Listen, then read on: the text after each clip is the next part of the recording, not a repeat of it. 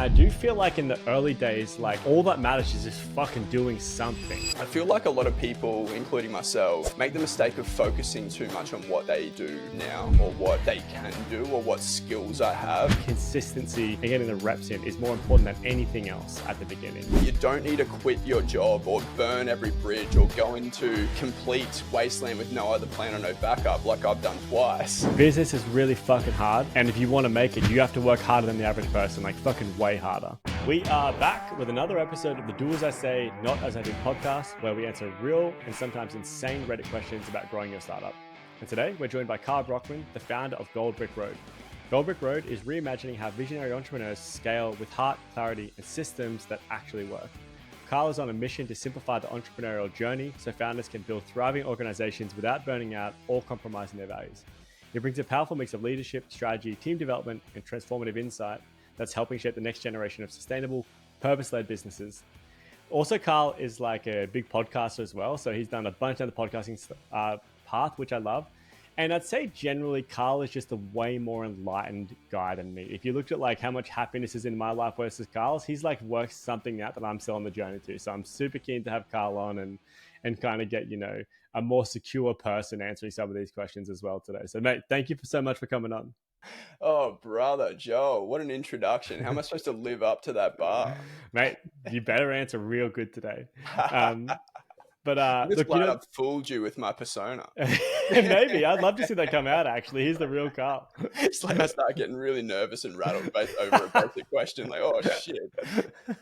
What is my name? I don't know. Madman. So you know the general format of the podcast, but I told you we're doing a new experimental segment today. So I'm just starting this out. I'm going to a few guests and I'm trying it out. So I don't have a name for it yet, but essentially I just saw someone do this facilitator called Alexis from Mashari Method do this really fun thing at a live workshop I went to. I'm just going to read, you know, a few phrases or words, and I just want to get your immediate reaction. You know, what's the first couple of words that come to mind?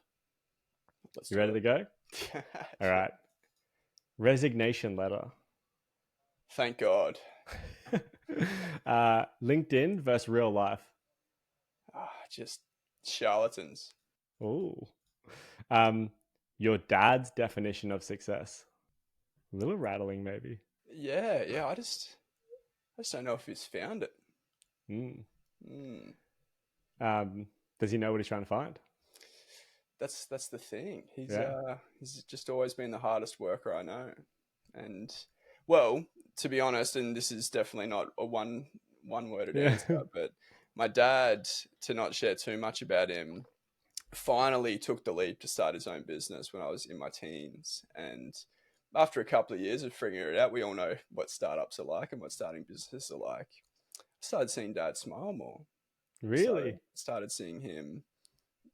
I just be a bit happier with Mum and just a bit more content with life. And yeah, I love my dad. He's done everything for us. But yeah, to see him actually be a bit more at peace when I left school and when I started my own sort of adult journey was I think really big for me in hindsight. Man, love that. Didn't expect that. Next word. Skeptics. Healthy. I'm thinking about what I would say to them, and it's so different to what you would say. Capitalism, but make it X. Make the perceived barrier to entry easier to jump. What are you still proving? My own competency. To who? To myself. And last one, Oprah. Here's a book.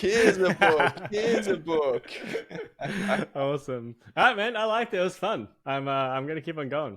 There's a massive part of me that just wants to contextualize all of my answers, but I'll leave them there. None. I'll leave them. They're out there. They're just hanging. Awesome, man. Let's just jump into the proper challenges today. How do people make their startups?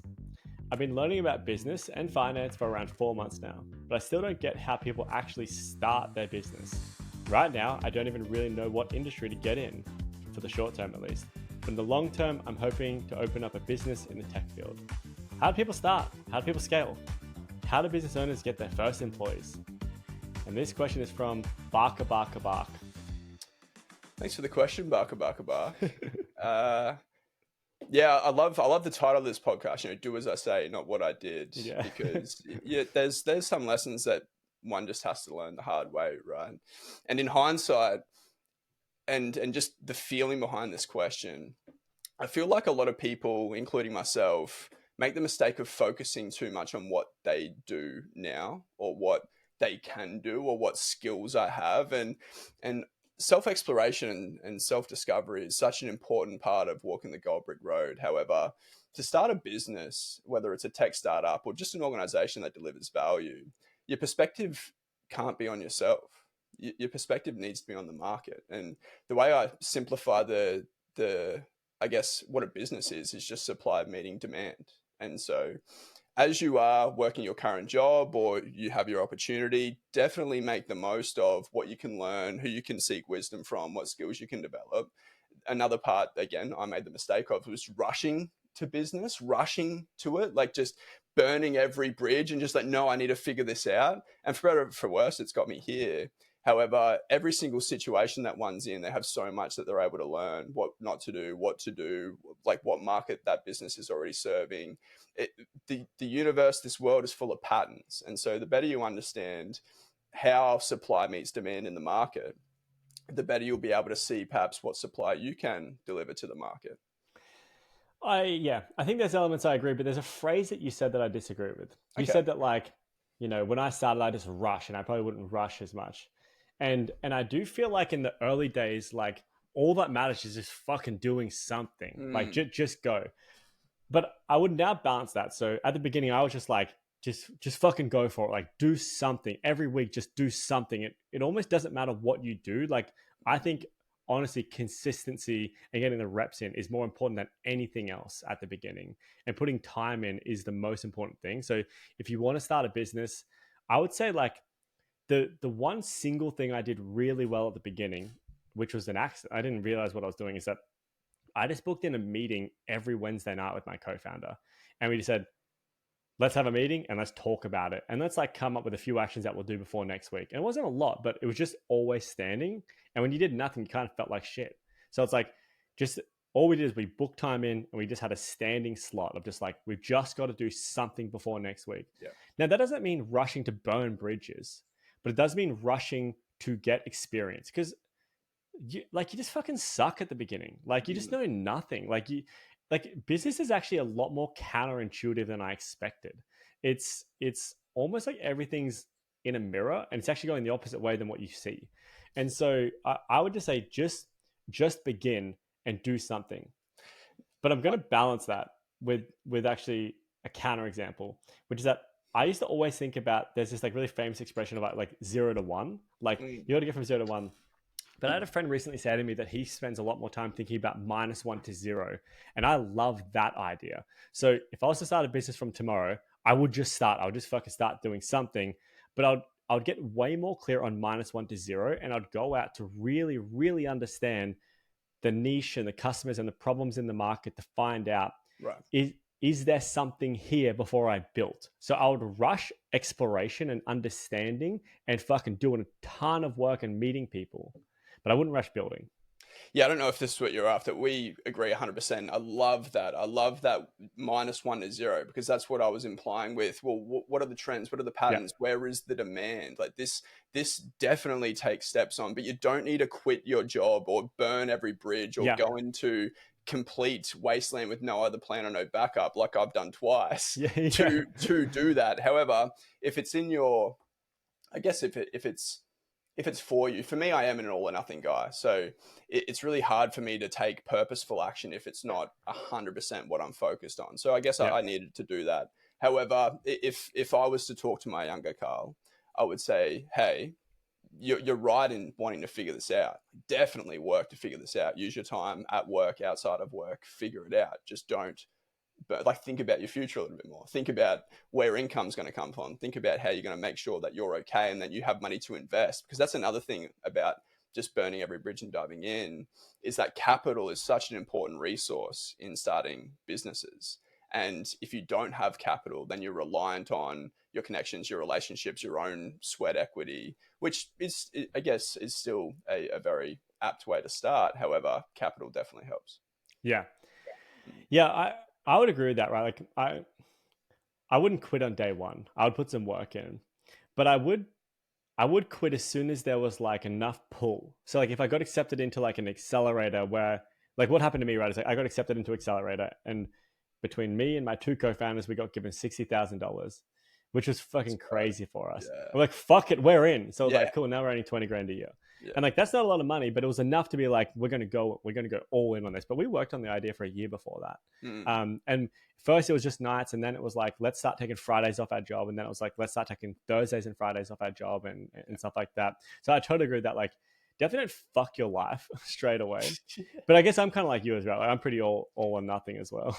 Yeah. Which again, I think it's part of the entrepreneurial spirit. You know, Yeah. it's the leap in the hero's journey. And another thing that you did really well, and I was grateful to do with Gold Brick Road, the third or fourth time round, was that you were building something with someone else. You know, Yeah. other people that align to your values, align to your ambition, align to what you wanted to do in the world. And it's not a bad thing or the wrong thing to try and build something for yourself and go into business by yourself. However, the journeyman's a lonely place, and you again are very limited to what you can do, what time you have in the day, how you perceive things, which is very finite and very small, and does broaden and expand as you walk through life. But to have people that you can lean on, that you can be challenged by, that you can figure solutions out with, it does become more of a game. It does become more of this mission that you're in it together. Like I grew up playing AFL football, and team sport, I learned so much to do with leadership, with communication, with like healthy friction and tension. It's all so important, but you can't play a game of footy by yourself. And even the best players, like growing up in adolescence or even in the AFL today, it's definitely a lot more scarce now. The ones that are playing for themselves, yeah, they might be great footballers, but they definitely don't win premierships. They Yeah. definitely don't win the grand prize. Yeah, man. Mm. I I'm kind of like a bit mixed on co-founders. I've loved having co-founders, but like it is so dependent. I think like I was just speaking to a founder last week, and he started 5 businesses, 3 with co-founders and 2 without. And he said like there's just pros and cons to them. I think Yeah. for me personally, co-founders make sense though. Like because oh man, I would have fucking quit. I would have quit so many times Yeah. without them. Oh, amen. Did the bloke mention that whether or not his first couple of businesses were by himself or his last couple? It was kind of throughout. Okay. Because Um, yeah, I think it would be again just back to that equity and experience thing, yeah, right? Oh, sorry, capital and experience thing.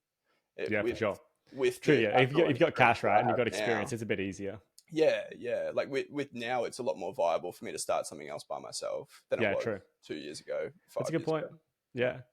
All right, man. Well, I'll try and bring this one down to a bit of a close. So, bark. So, Yeah. how do you actually make something? Right, you're learning about business and you want to actually Yeah. do something. I'd say you just have to start and start getting the repetitions in. So, put time in your calendar and spend time consistently every week, no matter what, making progress towards something. Now, where should you make progress? It's towards understanding the market, the problem, and where to like. You have realistically at the end of the day, all you do as a business is that you find a problem someone has and then you solve it in such a valuable way that they give you money for it in return. So if you can find that niche, that's awesome. So you need to find, like people say, find examples in your life. I find that I struggle with that sometimes, but like find examples in the world where that's the case and you can solve something because of a technological change or just compete with someone directly. Find a business that really works for you, whether that's a big tech startup or, it's like a car wash, right? Like, but find where there is value creation or a problem in the world that you think can work, and just understand a shitload about it, way more than you think. Talk to tons of people, then work out, whether you think you can go down that path or not. But just keep going and keep going and keep going and do work every single week and be aggressive about that. Yeah. Then when the time is right, take the bigger, bolder steps and quit your job and stuff like that. One last sort of nut to tie Yeah, that yeah. into a bow, Joel. That's fantastic advice. Ask yourself what it's for you.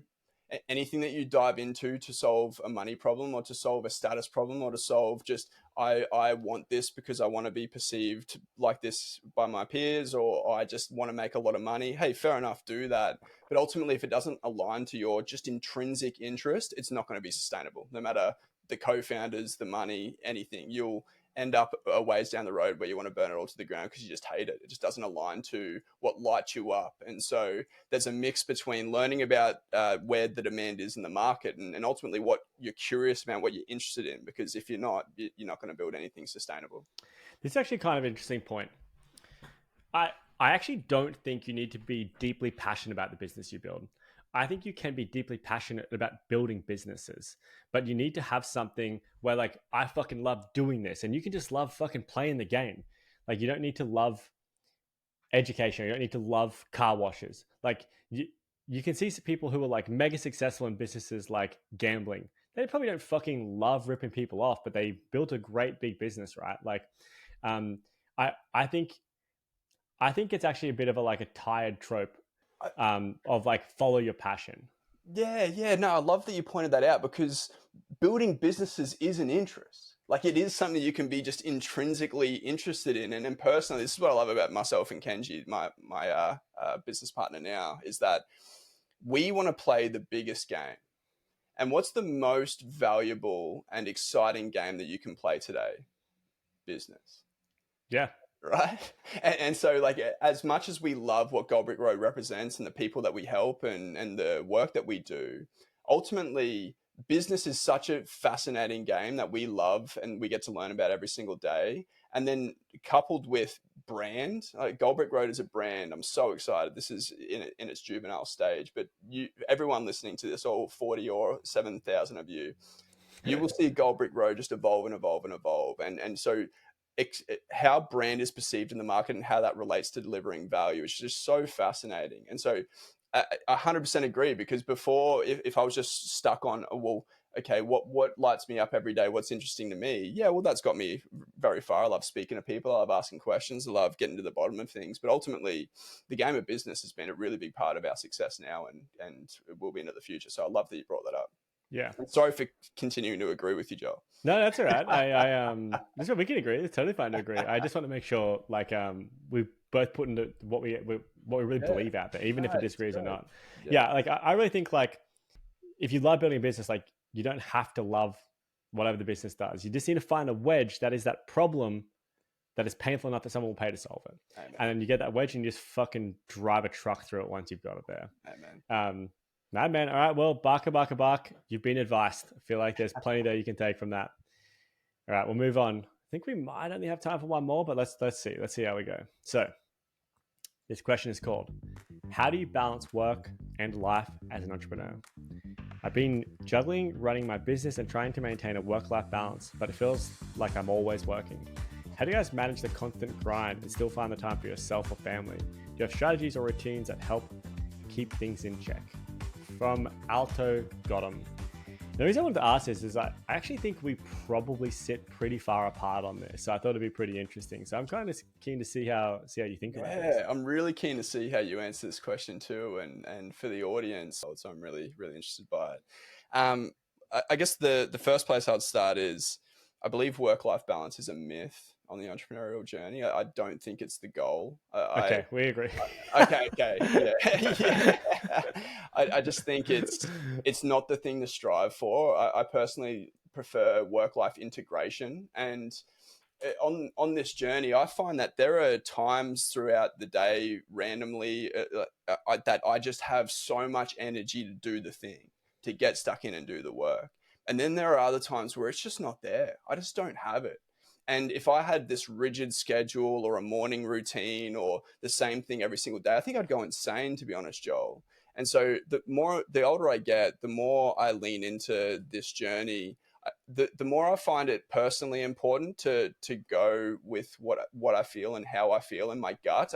There's a lot of philosophy that sort of speaks to how we are a child, obviously growing up, and then we start shouldering the burdens of the world, and then the masculine spirit comes through, and we become almost like a lion, where we protect what we care about, or we fight for the pride. But then I think this is a Nietzschean philosophy, and then ultimately the ideal is to find your child again. And I've been thinking about that quite a lot. And if I'm to relate that to my part of the journey now, is if I'm not honest with myself and how I feel and what interests me or just where my energy is, then I get stuck in the have-tos. I get stuck in the to-do lists. I rock up half-cocked, or I put half effort into something when I could be sitting back and either waiting for the energy to be there or asking the question, well, who actually is this for to do? I think that's another thing that we push into well, I did anyway, push too far into the future as entrepreneurs, is actually leveraging people that are way better and way more interested in what needs to be done than me. And if capital's tight, then okay, how?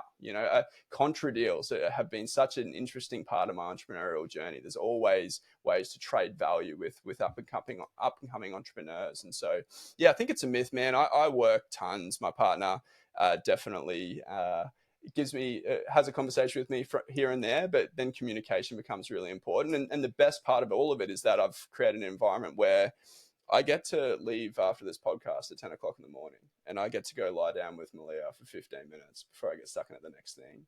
And so integration more than balance for me. Yeah. Yeah, I think we're in the same path for sure. Like, I think at the top level, what I believe is that business is really fucking hard. And if you want to make it, you have to work harder than the average person, like fucking way harder. And like, if the promise is if you work really fucking hard now, maybe you don't have to in the future.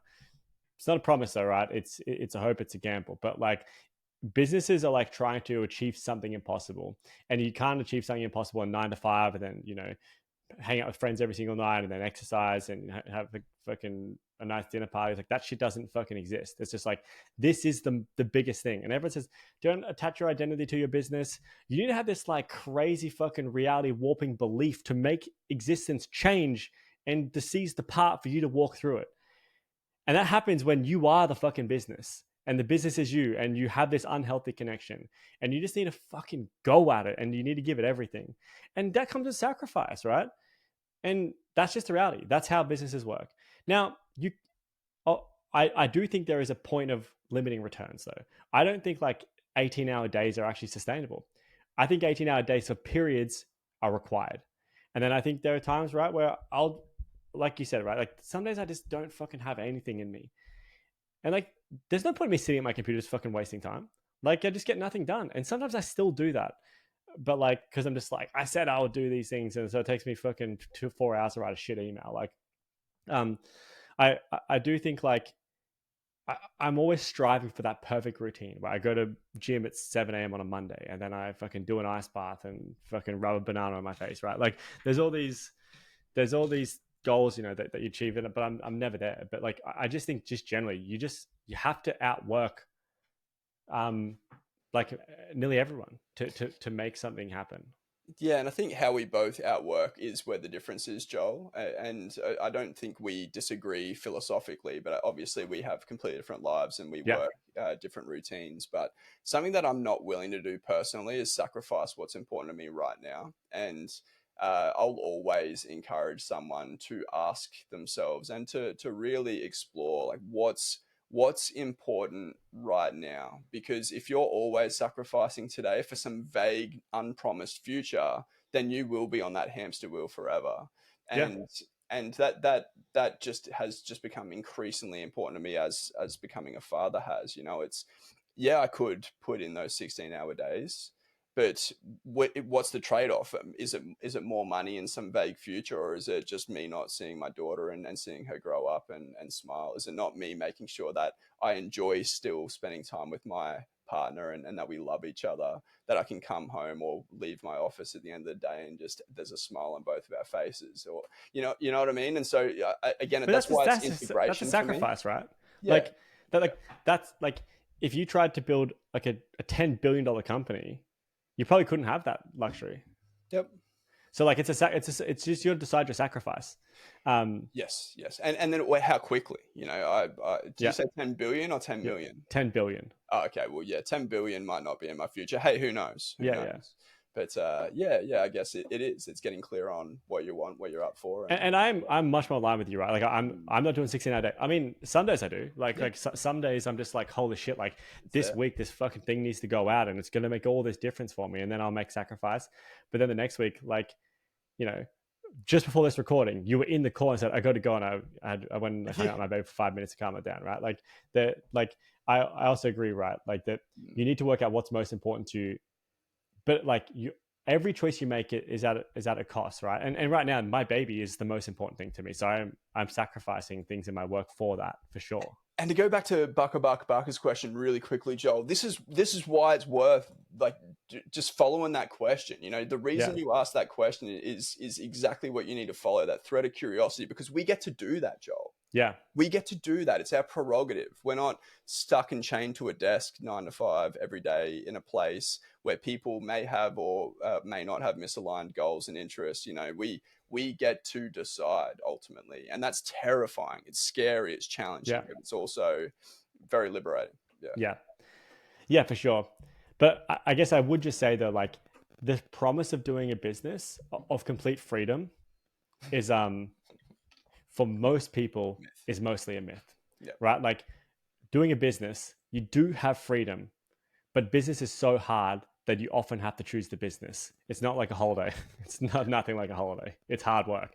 And Yeah. I think net it's a lot more work than a regular job you don't care about.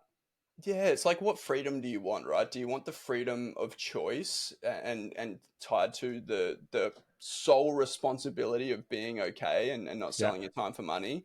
Or do you want the freedom to leave work at the end of the day and just not have to think about it until the next morning? You know, I miss that some days. I'm sure Yeah. you Yeah. do as well, Joel, the ability to just switch off and yeah, come home and watch a movie or something.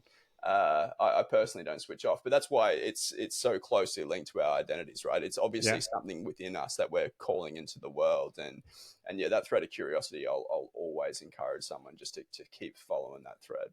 Yeah. Yeah. I think for me, it's like a constant fight for um for a semblance of balance. But like it's not like, you know, it's not balanced like you imagine it. I don't Yeah, think it's agree. definitely tilted towards work or but you need to work out what in your life is important. And I think it goes through phases, and some phases are just like this is a hard phase for X, and then you know got a new baby, so this is a baby phase, right? So it goes up and down over time. Yeah, Tony Robbins, whether you like him or not, I I think he love it. shares so much value. Talks about seasons, and so Yeah, that's a great your way to describe it. winter, your autumn, your summer, and your spring, and then there's a season for everything. And I do notice that pattern for sure. Mm. Awesome. All right, Alto, got him.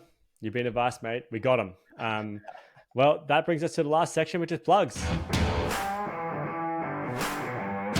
What's going on, Carl? What do you want to plug? Business, books, podcasts, anything? Yeah, what do I want to plug? The Goldbrick Road podcast is now out and it's firing, and Joel will join us on the podcast very soon, which I'm really excited about. At the Goldbrick Road, we speak everything around answering that call and what it takes to walk the path.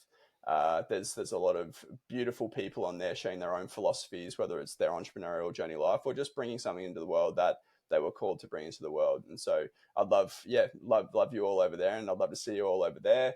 Goldbrick Road, as a brand, we've got some exciting things coming out. We're really excited to partner with some very interesting people in the merch space and in the event space. So stay tuned there. You can find out more about that on goldbrickroad.com.au or see us on LinkedIn. And otherwise, I'm personally just uploading more YouTube videos again. I rebranded my old podcast as just Karl Brockman, and I'm sharing some more stuff on YouTube as well. So you can find me at Karl Brockman on YouTube.